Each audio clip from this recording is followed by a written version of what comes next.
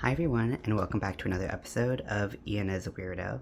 So again, today I'm going to be re-recording some of my tutorial videos that I did previously, just because I didn't feel like they were easy to follow, and half the time I was like off the screen.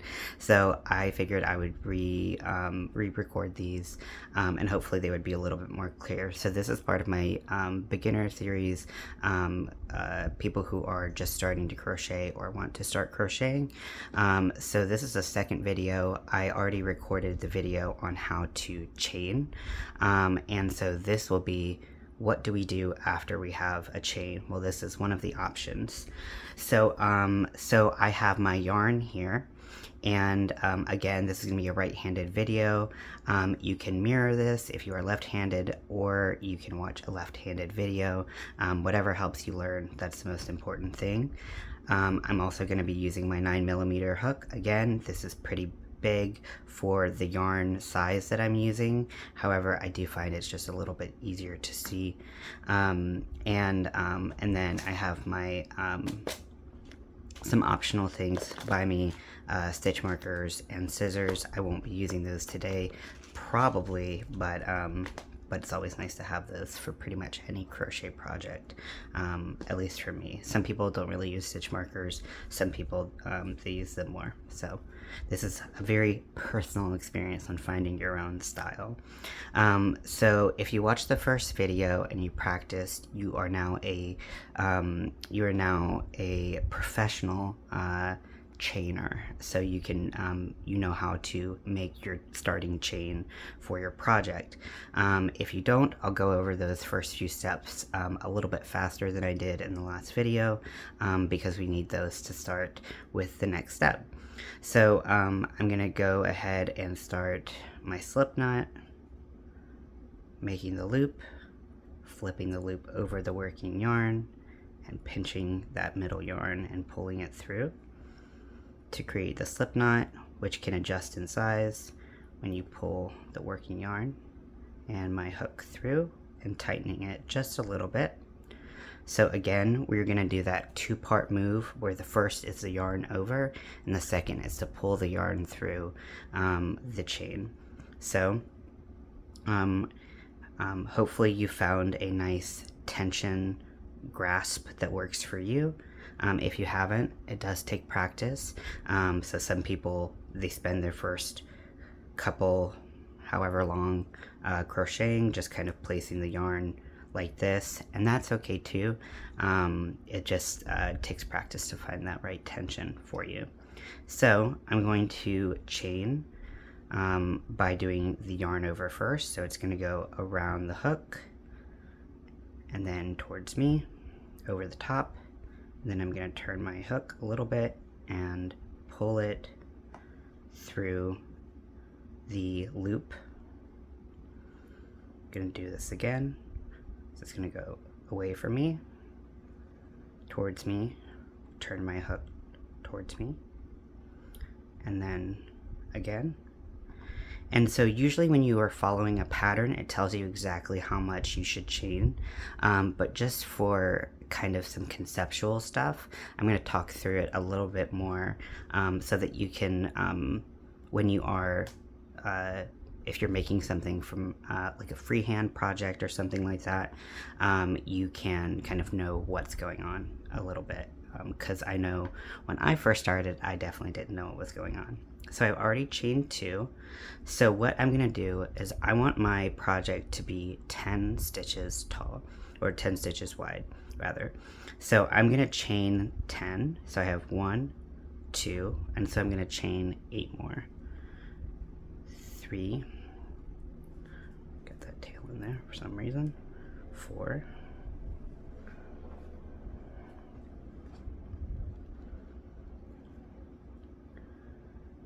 5, 6, 7, 8, 9, 10. And it's always important to count. It's very easy to lose count. Life happens, gets distracting, and you kind of forget where you were. So I'm going to go through and count those. And with that bigger hook, I can really see where those chains are. So I have 1, I'll try to get a little closer to the camera. So I have 1, 2, 3, 4, 5, 6, 7, 8, 9, 10. Now I'm going to, this video is about showing you how to single crochet. Now my videos on stitches will be using US terminology. There are different types of crochet terminologies.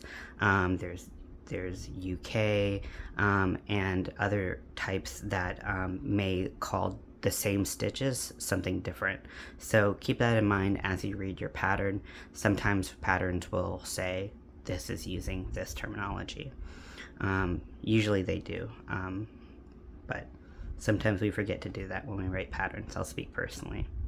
So if I want 10 stitches and I have 10 chains, it might be easy to say, okay, well, that's where we stop. But what we need to do is kind of provide some height to our next row as we start it, so that when we do the stitches, the whole row will be the same height. So usually when we're doing a single crochet row, we'll do an extra chain, apologies, and this is going to be called the turning chain. So if you get confused about what is and is not a chain, so what currently is on my hook, so this right here, that is not a chain. That's where my hook goes. But the last chain on the hook, you can find if you pull the hook or the working yarn, that's where you start to see the working yarn moving around in that. So that would be the first chain from the hook. So we want to have this kind of flip up and give us some height. So usually when we're doing a single crochet row, we're going to crochet into the second chain from the hook. So we're not going to go in that one that we could move around quite a bit. We're going to go into the next chain. I know my hands are shaky. It's just part of who I am. Sorry about that. So we're going to take our hook and we're going to go in that second chain from the hook. So that's the first step of a single crochet, is going into the stitch you want to put the single crochet into. Then we're going to yarn over. So we're on the back side of the hook now. So we're going to put that yarn in front of it, kind of curl that, and then the second step is pulling that yarn that we just yarned over through one loop. So we're not going to pull it all the way through everything on the hook. We're just going to pull it through one loop, just like that. So now I have 2 loops on my hook. And then the last step of a single crochet is doing, I guess it's a 2-part last step, is the yarn over, and now you're going to pull through both loops, just like that. And that is a single crochet. So let's keep going and try some more. So now I'm going to go down. I'm going to be moving left. Pretty much always you're going to be moving right to left when you're right-handed. It'll be opposite if you are left-handed. So I'm going to go into the next chain, yarn over, so moving that over the hook towards me. I'm going to grab that yarn and pull it through just one loop. Now I have 2 on the hook. I'm going to yarn over again, and then I'm going to pull through 2.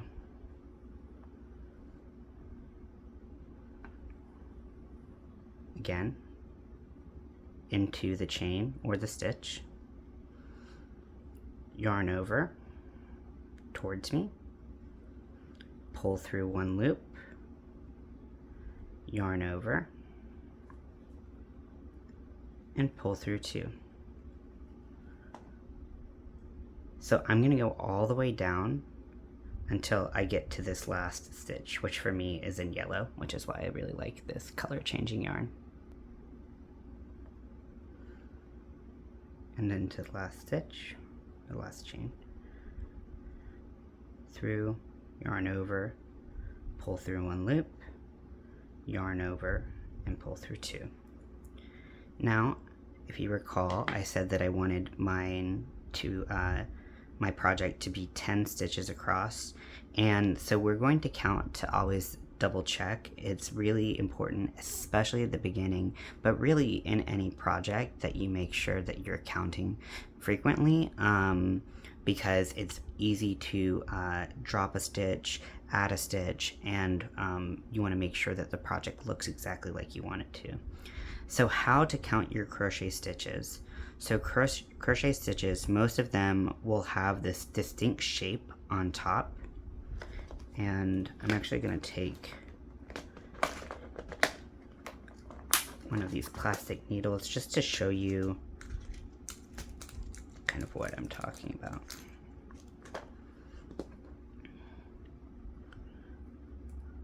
So here, I put my needle through a stitch, and you can see it kind of has a V shape on top. The smaller your hook, the tighter that V shape would be. So that's how we're going to know to count that as a stitch. So we're going to count. So here we have our first stitch right here. Now, you can see, if you look from the side, that there's on the side, there's actually that chain that I added, that 11th chain that I added, and often this will be referred to as the turning chain. So this is going to help turn your project, and I'll go into that a little bit more, how we often will turn at the end of every row, because I don't think I said that before. So that helped build up the height so we could get our single crochets looking nice and neat. But here is actually where the stitch is. That's where we actually did the single crochet, not on the side right here. So that's 1, 2. Sorry, this hook is like sticking to the yarn a little bit. 3, 4, 5, 6, 7, get in there, 8, 9, and 10. And again, this, where we would have our hook, does not count as a stitch. So that is 10 stitches wide. So that's with 11 chains to start, one of those being a turning chain, and then we did 10 single crochets. So how do we get up to the next row? Well, we have to build that height again. Some people will do this in a slightly different order, this next step that I'm showing you. Usually it depends on the pattern or your preference. So I'm going to put my hook back in there, tighten it up just a little bit around the hook, the yarn up. So again, I need to chain 1. So I'm going to yarn over and pull through a loop. And then I'm going to turn my work. So I'm going to flip it so that I'm going to crochet from right to left again. Again, if you're a righty, that's typically how you're going to crochet. Now, some people will like to turn and then chain. It's a preference thing, or it might slightly change your pattern. It's all up to you. So all of those stitches that we counted, we're going to go back into. So now that I've chained up 1, immediately I'm going to want to single crochet into the stitch that I did before my chain. So it is right next to the chain. Now sometimes patterns will tell you to skip that and start it in the next. They'll say the chains count as a stitch, but usually you will be crocheting into this space right here next to the chain. I hope that's clear. It's hard to make things so general when people write things all types of ways for different reasons. So remember how I said that the top of the stitch creates a V? Well, in a regular single crochet stitch, when you're inserting your hook, you actually want to go under both sides of that V shape. Occasionally there's stitches where you will only go through one or the other or a different part of the stitch, but for a standard single crochet, you're going to want to make sure that you go through both. If you don't, you can start to create some texture that maybe was not intended for the project. So you're going to go through both loops, and we're going to do our single crochet the same way, pretty much. So you're going to yarn over, and instead of pulling through one loop like we did with the chain, we're going to pull through one stitch, so both of these parts of that V. So we're going to pull through, then we have 2 loops on our hook. We're going to yarn over and pull through both loops. Find that V shape right there. So it's kind of like at the beginning, it's like a little bit of like you get a turn to see where you're going. Also, there's going to be some space underneath that V that's going to be perfectly made for your hook to go in. So that can help a little bit too. So you're going to go underneath. You don't have to hold it as weird as I am right now. I'm just trying to show it as best as I can. So I have that V shape right there. Going to yarn over, grab the yarn and pull through that entire stitch, so both loops, and then I'm going to yarn over and pull through both loops on my hook.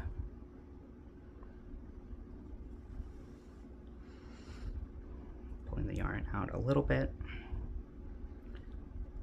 Same thing, find that V shape that we're going to go, and you can see from the side, if I stretch it open quite a bit, that there's that space right there that goes directly underneath the V.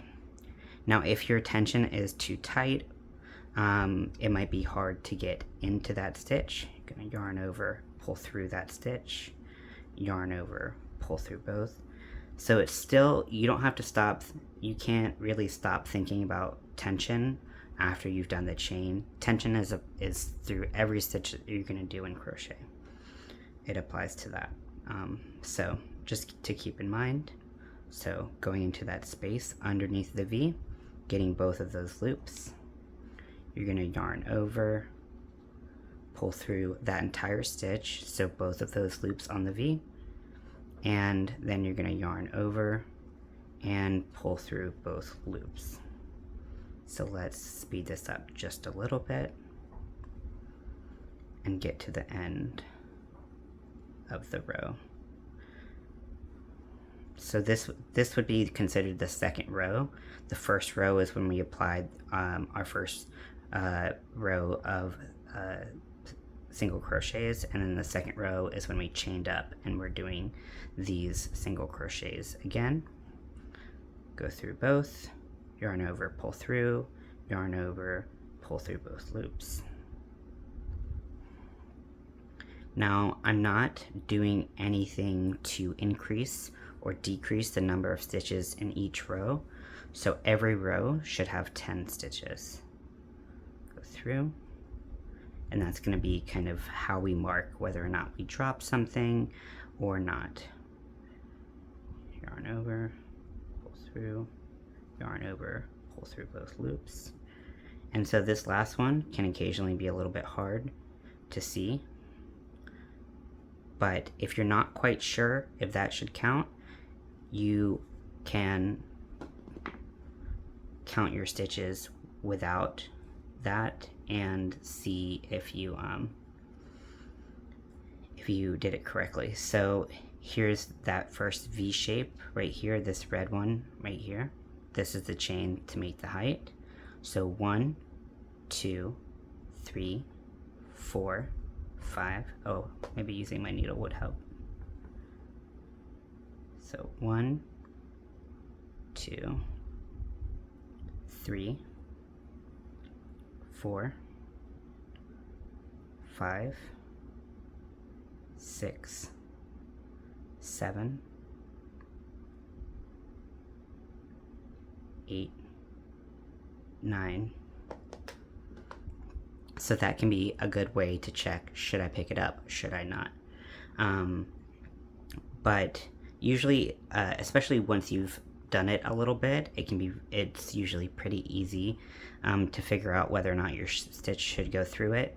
But we can see that that has the V shape of the stitches. So we're going to go in underneath. We're going to yarn over and pull through the entire stitch, and then yarn over and pull through 2. So that is row 2. To get to row 3, we're going to chain 1 to increase the height of the next row, and then we're going to flip our work.